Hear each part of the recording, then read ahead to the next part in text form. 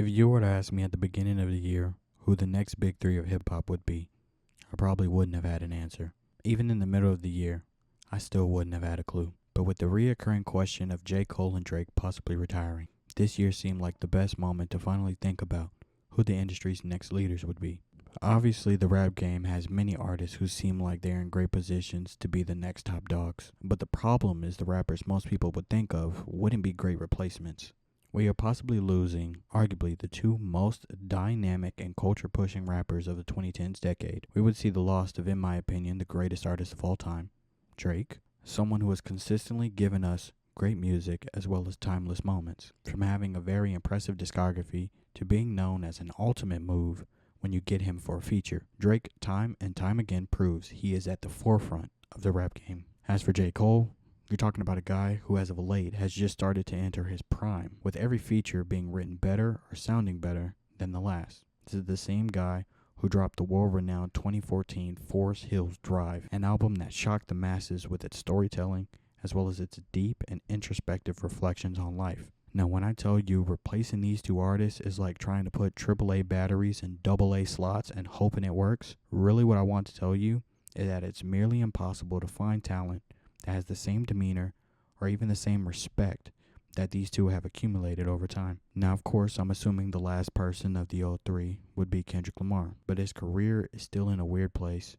because he says he has a lot left in the tank, but disappears like a black father on Christmas. So honestly, who knows if he's still rapping or if he's just doing more productive work behind the scenes for younger talent to grow and be ready when it's their turn. I can tell you right now, there are a lot of people who think that the rage type artists are the future of the industry. When you have cult leaders running the game like Playboi Carti, Yeet, and the likes of Lil Uzi, it all seems a little too true, but I'm here to tell you right now, not a single one of those rage type artists or rappers is ready to lead the next era of hip hop, except for one. That one being Travis Scott, who throughout his entire career has proven he's a visionary who can make you feel every emotion within his music while also allowing the listener to deep dive into his fast-paced, imaginative mind. What if I told you the second artist of the new big three was someone very similar to Travis? What if I told you that artist was Tyler the Creator, one of the most controversial rappers to one of the most beloved? Tyler the Creator will always be looked at as the guy who did what he wanted and made music the way he wanted until the world had no choice but to show love. This is a guy who prides himself on working constantly and making every project feel different than the last. Someone who has grown as an artist every year and shown what it's like to make it chasing your own dreams and not following the narratives or the trends. And the main reason I wanted to have this conversation was because during this year there was one artist who showed true promise. Someone who demonstrated patience and confidence in keeping their head down while taking shots from basically every music outlet and every personality within the music space. If you know hip hop, then you know I could be talking about only one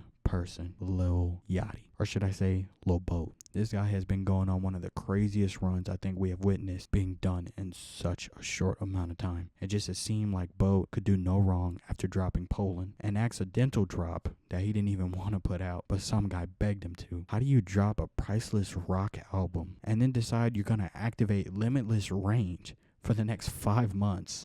Like, sir, can you miss? Please. Just miss. But all jokes aside, he's the best person to talk to or look up to when it seems like the community ain't fucking with your music or just not fucking with you in general. And if that doesn't scream leadership for the future, I don't know what would. Give Travis, Tyler, and Boat the mic. It's their turn.